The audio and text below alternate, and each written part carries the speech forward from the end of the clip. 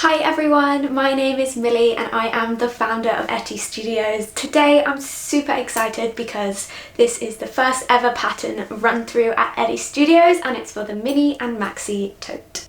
This pattern has been specifically designed to upcycle denim. Now you can definitely use this pattern on other woven fabrics. It's just desired for denim because it gives it that nice slouchy look. I have at the end of this video included some ways that you could modify the pattern, which would include interfacing or a cotton batting to have a nice quilting effect, which could be better suited for other woven fabrics which are a little bit lighter in weight. The denim gives it a really nice structure and that slouchy feel to it. Today I will be walking you through the mini tote, but it is the exact same steps that you would follow for the maxi tote as well. This tote has two fastening options, which is super useful, but you don't even need to use any of them. I have built this bag with no fastenings at all and it's still pretty great. So I have two options. One is a magnetic popper and the other is a bow tie variation. Now, both of these are optional, you don't need to use any of them, so totally up to you, but that fastening option is there if you want it. I've put the timestamps in the description below, so just skip to whichever one you would prefer to do when it comes to the fastenings. I will put a link in the description as well on how to download the pattern, and once you have done so, all you need to do is print it out. There is an instruction manual that comes with it, which gives you a little bit more information on perhaps how to print the pattern. But once you've printed it and it is to scale, I will show you now how to attach the pattern pieces together, how to cut them out, and ultimately how to then start to sew the pattern together. So really thankful for you guys following along with this tutorial. Please leave a comment down underneath this video if you do make the pattern. I would be super excited to see how it went for you. And yeah, let's get into it. Now, what I recommend doing is just printing page 1 if you're just doing the mini tote. If you're doing the maxi tote, I recommend just printing page 5. That is because it has a control square here that measures 2 by 2 inches. And the reason why you just want to print that one is because you just want to match up this and make sure that it's 100% to scale. And this control square does actually measure 2 by 2 inches. So I'm going to measure this up for you to see, but here we go. So the control square matches 2 inches that way and 2 inches that way. And that means that I can now confidently say this pattern has been printed to scale. There are no errors on that. We can go ahead and start attaching all the pieces together. There are two things which you will need for connecting your pattern pieces. That is scissors and some sticky tape. Now, there are a couple of different options, but one of the options is you can fold along this line and then attach it, but the aim of the game is for us to connect these and line up those diamonds. So my preferred method is just by snipping along this line, like so, lining it up with the diamond on the other page, and connecting with sticky tape. I am going to do that.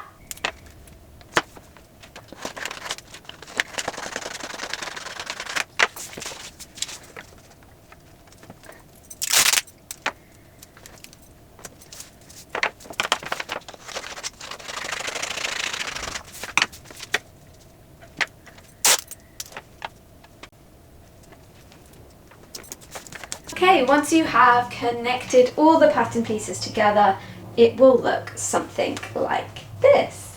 Now what we want to do is cut out our shape just around this solid black line, and that is going to be our mini tote pattern piece.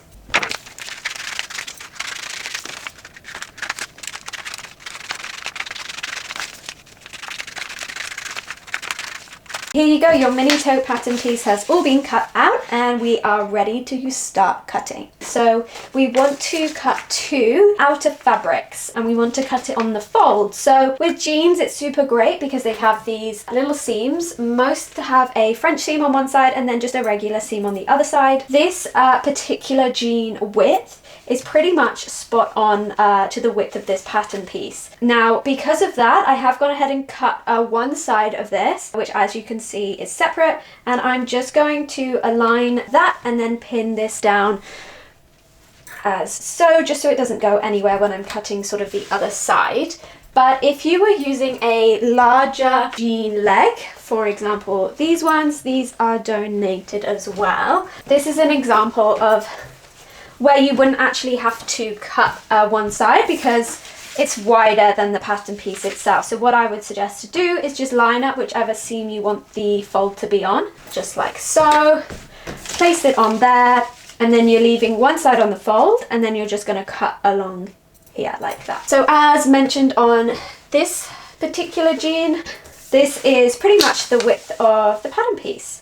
So what we were going to do is line this up, and we want to weight this down. I am personally just using whatever weights I have around the house. You do not need anything fancy. Line it all up, and then we want to cut. So we want to cut one on one pant leg and then cut the exact same on the other pant leg, making sure the fold is on the center line. Another option which you could do is also pin the pattern piece down. Now I recommend doing this if you don't have anything smaller or you really want to be quite precise. Just pinning the pattern piece down to the pant leg is a really easy option. It does put holes in your pattern piece, but trust me, you can reuse those holes at another date, and it just keeps everything really secure and in place and knows you're going to cut exactly the right size of pattern piece. So I'm just going to do it on this small bit here, and I've got these bits weighted down. And then with some sharp fabric scissors, I suggest fabric scissors because it's a lot easier to cut fabric with them, especially a thick fabric like denim. But any kind of sharp regular scissors will do, a rotary cutter, etc., whatever you have. But just be mindful that when you cut a thick fabric like denim, it can be pretty difficult unless you've got some sharp scissors.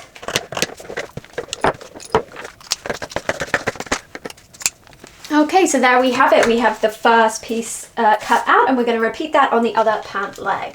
Now that you have two pattern pieces for the outer fabric, they should look something like this. We need to repeat the same steps, but for the lining fabric.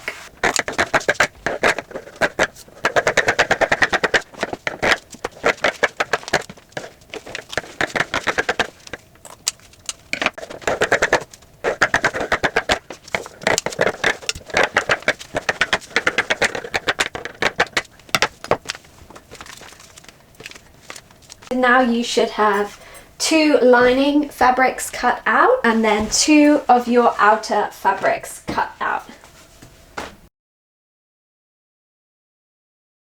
Okay, this is the section where we are going to discuss how to attach a popper. So this is a magnetic closure and one of the fastening options that we've got available. Now there's a few things that you need for this. You obviously need the magnetic poppers, and then you also need a little bit of interfacing. This is optional, but I highly encourage you to use it. It just gives the fabric a little bit more structure and make sure that the popper doesn't rip the fabric. So what you will have is your pattern piece. You will have cut out all of your pattern pieces, and now what we want to do is go back to the lining fabric, get your pattern piece, and then overlay that again. Now what you will have on your pattern piece is a little marker somewhere near the middle of the fold area, and there is a little mark. Now what that mark indicates is the central line of where you kind of want the top of your popper to land. So you can see the mark here. That would mean we want the popper to sort of sit there on our lining fabric. So what we need to do is just to grab a pen, and we want to mark a little line also on the fabric. Now that you've done that on one side, go ahead and do that on the other side. So both the fabrics are now marked up with a little kind of indicator here, and what we need to do is now fuse the interfacing on the back of the lining fabric. So you go wrong side, you kind of roughly put in the middle that interfacing, and we're going to iron that on. Alrighty, so the size of your interfacing, it doesn't matter too much. I would just make sure it's bigger than the sort of the surface area of your popper itself. So I know that the mark is about roughly there, so I want to make sure the interfacing is in the middle of that. And with the interfacing, always remember that the shiny side is the side with sort of the glue and adhesive, so we want that to sort of be downwards so that it fuses to the back of the lining fabric. So I'm going to go ahead and iron this on. Please follow the instructions of the interfacing that you have. That will give you the information of how long you sort of need to hold the iron over the area in order for it to fuse to the fabric. Once finished, flip it over. And we're coming back to that mark which you made earlier. And now what we need to do, the poppers come with a little backing to it, and that backing has 2 lines, and that's where we're able to kind of feed it through and then clamp it down. So what we want to do is get this little disc and place the disc with the top with that little line at the top of the disc on your lining fabric. Now what you need to do is grab your pen again, and you want to make 2 straight lines in those little gaps on that disc. Just like that and like that. Okay, don't worry, this is all going to be covered. None of this will be seen on the inside of your fabric. So what we want to do is create the holes in order for our poppers to be able to go through the fabric. Now, the easiest tool I find to do this is a little thread picker. You could also get a little razor or even use some very small scissors and just carefully snip that away. But my personal preference is just the thread picker. What I'm going to do is puncture that hole, come through to the other side, just slowly kind of working my way through, and the same, puncture at the bottom and work my way to the top. All you need to do is just create those small little slits. Now that you've done that, you're able to get one side of your popper, push the little prongs through those 2 holes which you made. That'll come to the other side of the fabric. Grab your disc, put the disc back over and clamp that down. And there you have it. That is one side of your popper done, and we need to repeat the process on the other side.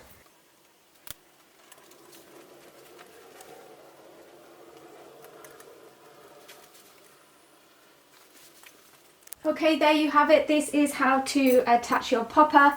Now, that will be exactly matched up, and when you come to sewing the fabric, you'll be pleasantly surprised that it's nicely matched up in the middle and you have completed your popper. Now, the last thing we want to do is cut out our tab. So I love including a little tab on the bags. It's totally up to you if you want to do this also. If you wanted to put your own brand label in there, or handmade by me, whatever sort of element you want, that would be super cute. But I personally just like to use a little coloured tab just on the outside of the fabric. You are going to cut a 2 by 2 square for your tab. So pretty simple shape. You just need to cut one, and that is going to be the tab that we are going to include on the side of the outer fabric. Okay, now that we have all of our pattern pieces cut out, I highly recommend just giving everything a really quick iron so that we're accurately, we're not got any creases in the fabric or anything like that. So I'm just going to lightly iron over all my pattern pieces so they're ready to start pinning and sewing.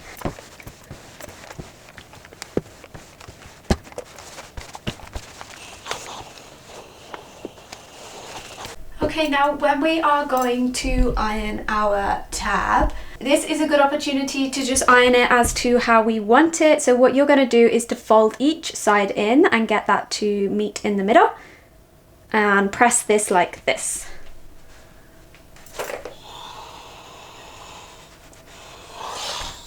Once pressed, all we want to do now is just fold this in half and press again.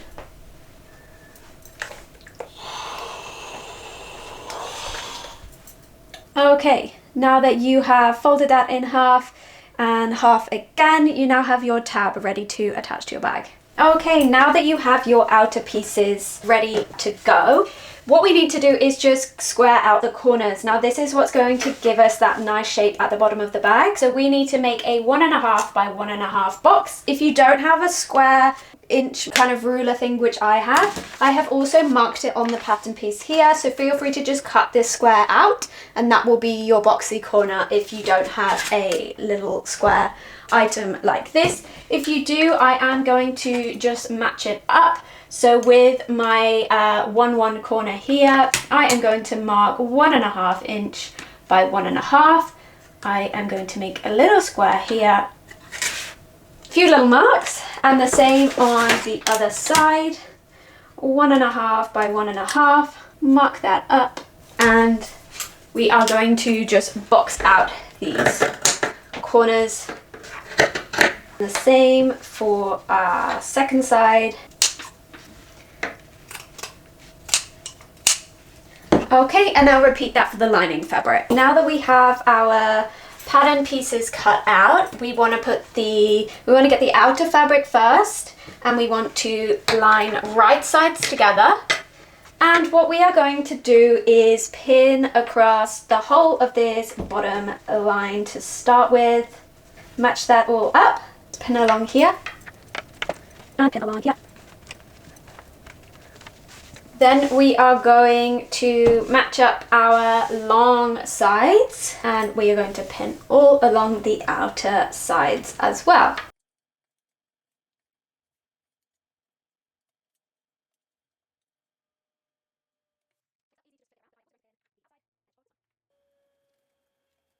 Now your main fabric has been pinned, we can move on to the lining. Oh, there is one thing which I have forgotten, which is attaching our little tab on the side of the bag.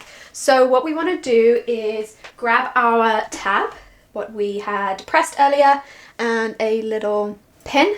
Now I personally like to measure sort of a pen length from the bottom. It's a very scientific measurement, but honestly, whatever sort of length that you want the tab to sit at, please place that tab at. Personally, I like to just do it sort of that pen distance apart. You want to get the raw edge side, so not the folded side, the raw edge side, to match up with the raw edge of the fabric. So I'm just going to pop it in there. Make sure that that's sort of lining up, and we're going to pin that down. You repeat exactly the same steps for the lining.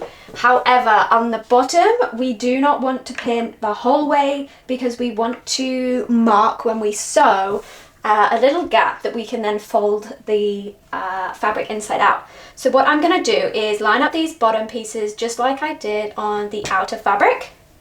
We pin here and here.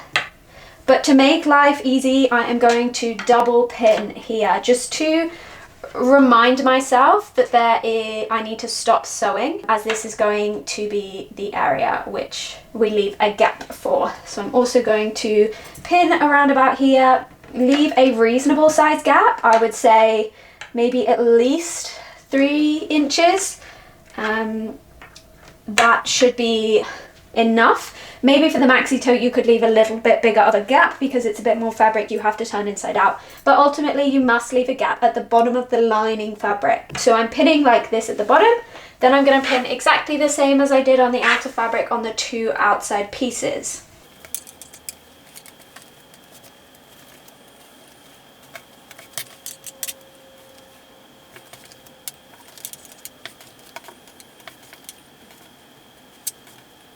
Now that we have our outer fabric and our lining fabric all pinned up, we are ready to start stitching. Okay, now we are in the fun sewing stage. So what we want to do is start by stitching the whole of our outer fabric, the bottom piece, together.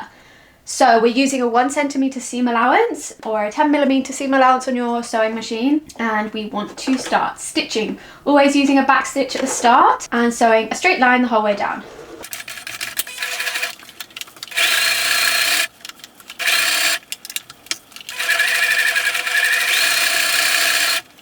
Always back stitch at the end.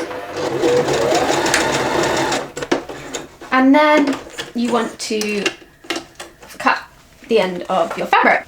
Now you want to sew the long side of your outer fabrics too, and on both sides.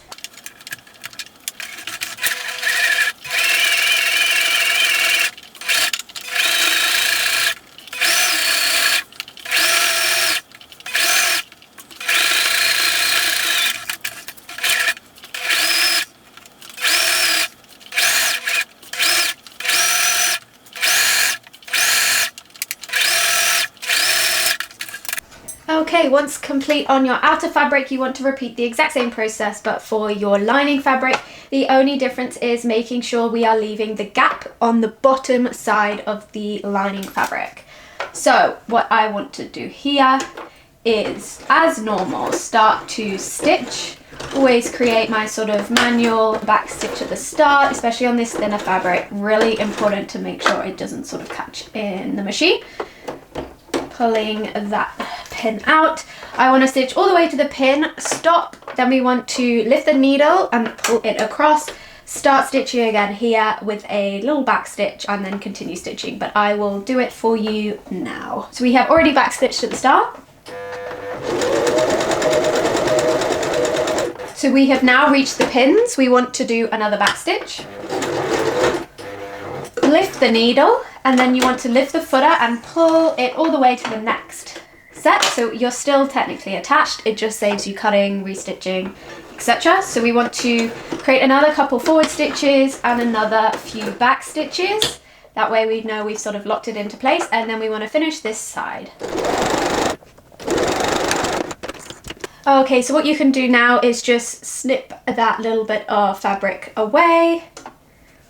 Snip that here and underneath, as we will need that area. So those long bits we just snip off, and we can remove those pins now. And the same as we did on our outer fabric, we want to stitch the long sides now together.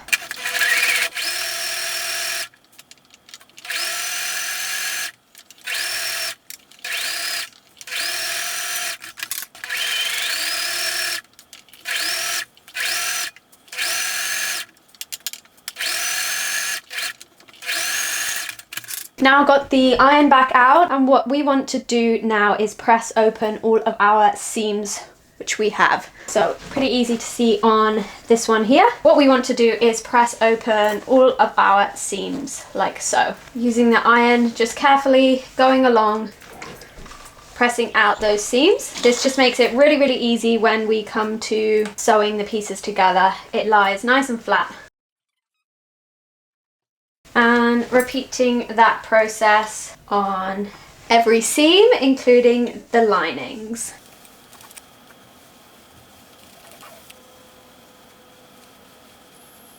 When it comes to pressing the lining fabric at the bottom, you obviously have this big gap. So what I would do is start by pressing the seam which is attached together, and it'll naturally form its own kind of seam allowance there for you, and you can just sort of follow along that side. So there you have sort of the opening also pressed now, and that'll also act as a really great guide when we are kind of sewing it up at the end. So we have pressed the bottoms on all the sides. Now this makes it really easy now that we have pressed the pattern pieces, both the outer and the inside, because it means we can really easily match up our boxy corners. So we want to match up the seams really easily so that they're nice and center there and a nice good box. And what we want to do is pin this, and then we're also going to stitch along both the lining and the outer fabrics, and I will show you how to do both. Alright, this will be a little bit easier to see on here, but what we need to do is open up our corners, match up those seams. We want to pin both here over the seam and at the end, and repeat that on the other side.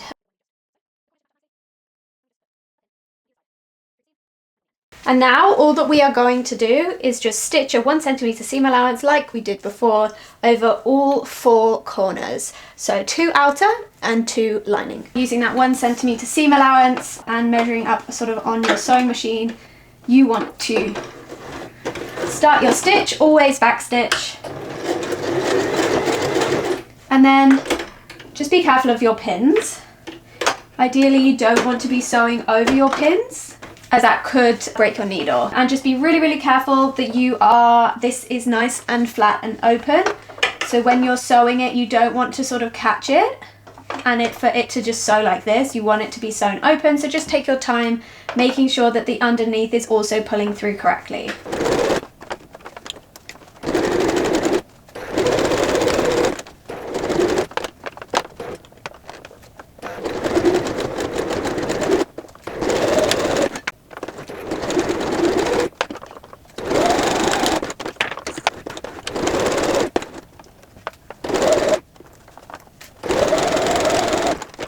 And your corners should be all nice and boxy like so.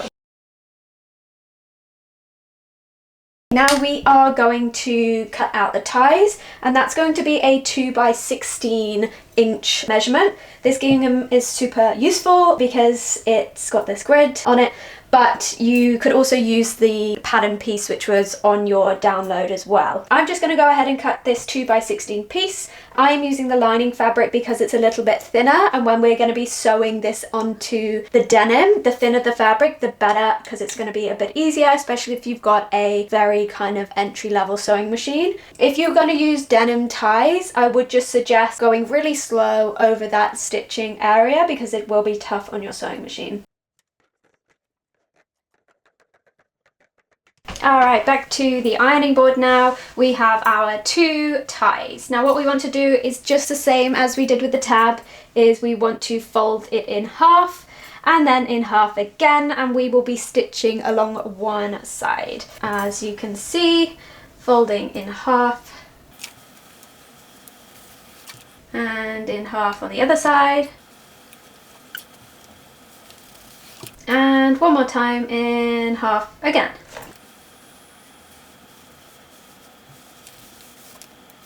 But for the one raw edge that we have, we just want to fold that over so that when we stitch, that is just being incorporated like so.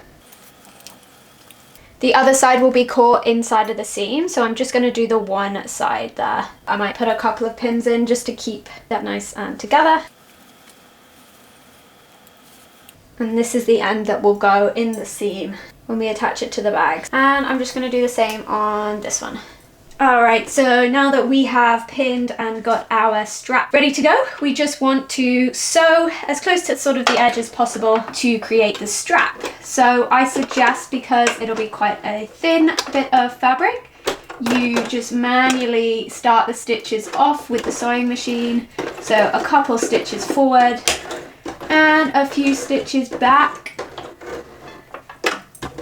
Feel free to sort of move it around so it's nice in line and making sure it's not getting sort of eaten by the machine.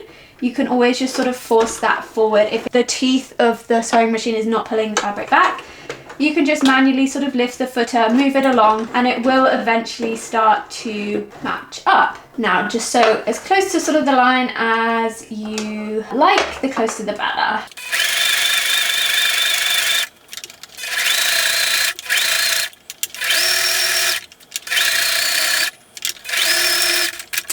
Now that we have placed the outer fabric inside the lining fabric, we've got right sides together. The seams are on the outside for the lining fabric and on the inside for the main outer fabric. Now what we need to do now is also attach our bow ties onto the inside. Now if you've already done the popper version, you don't need to do this step. Just sort of skip this bit up until the point where we want to sew it together. But if you are using the straps, what I suggest you do is place through the bottom bit here, and we want to incorporate the stitch into the seam here. So I would line it up with the center of the fabric, and you just want to sort of stitch it in. I like to overhang it a little bit just so it's definitely secure in there. And then we want to just pin the whole way around the fabric like so. Starting off by just keeping that one in place there, attaching the ends, and then sort of working around, making sure that all lines up.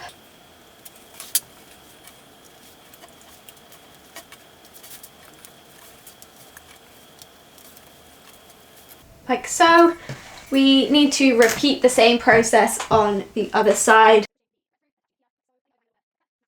But what we want to do on this other side is make sure that we do not stitch kind of that 4-inch gap there. So what I'm going to do, the same as what we did on the lining, which was put 2 pins in there so I know that I need to stop, even though you might feel like you can remember. It's always good to have that sort of visual reminder. So once again, doing about a 4-inch gap on the one side and then matching up the rest.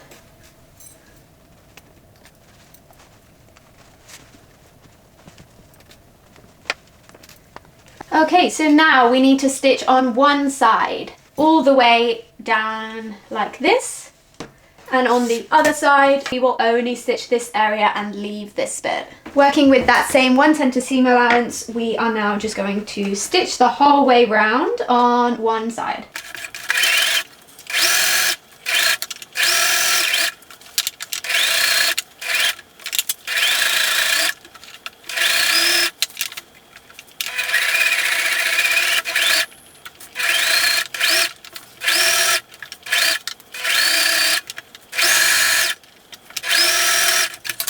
And stitching 4 inches down on the other side and leaving that gap.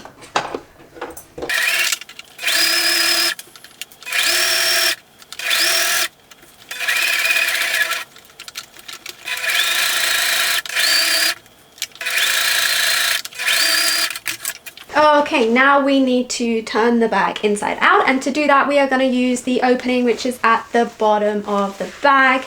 So we're just going to feed in where that gap was in the lining. We're going to turn it all out, pulling all the straps out like so, which has got your gap in it on one side, as well as on this side. Okay, so now that we have turned the bag completely inside out, you will see something that starts to look a little bit like a bag. So what we are going to do first is attach the handles together. So to do that, we just want to attach right sides together. And the aim of what we want to do is match up the seams. And the most important one we want to match up is this one in the middle here. So I'm going to start here and pop some pins into that seam, because that is going to be a really important seam for us to have matched up. We are going to press all the seams out, like this one, and pin. And obviously also matching the ends.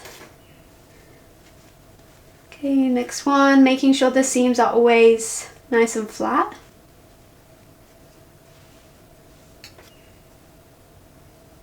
Because we pressed our seams, this is super easy.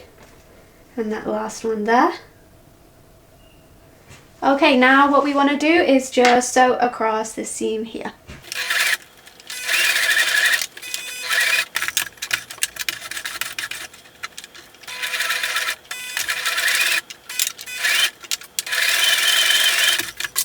What we want to do is a really easy step with the iron, and that is also just to press a 1 centimeter allowance in, and just like so, to match up with what the other seam is like, because this is how we are going to hide that seam we just did, like so, by tucking those bits inside, pressing it with the iron. And then once you've done that on that one side, I highly recommend just popping in some pins like so, because we don't want this to move. This is the most important bit that we want to get right, because this is hiding all the seams in a nice disguised and magical way. All right, so now we have pinned that, that's nice and pressed. I'm just gonna go ahead and press with the iron around the rest of the bag, like so, just pulling back and forth with my fingers and pressing that nice line here. Okay, so now we are just going to top stitch around the whole of the outside. We're going to top stitch like this. So what I'm going to do is just top stitch really close to the edge and the whole way around that loop. If you do have the tie detail, just make sure that that is out of the way from the needle, so you're not accidentally sort of stitching a loop or anything like that in the thread. So yeah, time to just stitch the whole way round on both sides.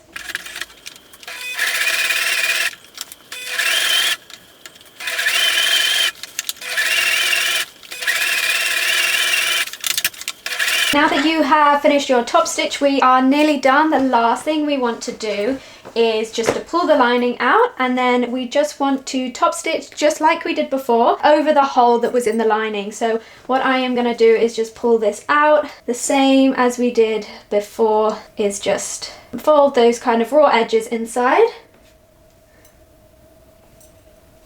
and stitch along like so. And I'm probably going to start just a little bit further than the first and last stitch, just so I've definitely got them covered. And we're just going to top stitch really, really close to the edge again.